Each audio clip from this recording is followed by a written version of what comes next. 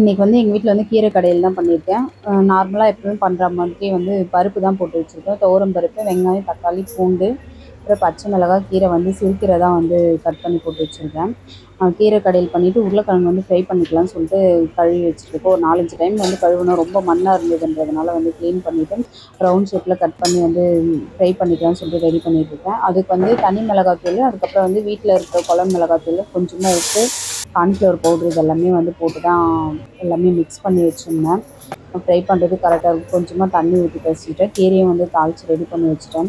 கீரை குழம்புலாம் சாப்பிட்டுட்டு அதுக்கப்புறம் வீட்டில் தான் இருந்தேன். நமக்கா வந்து கிடைக்கும் போது வந்து அந்த சான்ஸ் யூஸ் பண்ணிக்க வேண்டியது தான். நம்மளாம் தேடும் போதெல்லாம் கிடைக்காது. சரி சும்மா வெளில போயிட்டு வரலாம் வா அப்படின்னாங்க. வேறு ஒரு வேலையாக தான் போகணும். அதுக்கப்புறம் போயிட்டு வரும்போது அதுக்கப்புறம் அவர் சொல்கிறார், நீ சும்மா வந்து கூப்பிட்டு போன வெயிலில் வந்து சும்மா இட்டு போனேன்னு சொல்லுவேன். அதனால் வந்து சரி வா போயிட்டு ஐஸ்கிரீம் சாப்பிட்டு வரலாம்னு சொல்லிட்டு ஐஸ்கிரீம் சாப்பிட்டுட்டு ஜாலியாக வந்தோம். ஆனால் சரியான வெயில், தாங்கவே முடியல. அந்தளவுக்கு வெயில் அதிகமாக இருக்குது.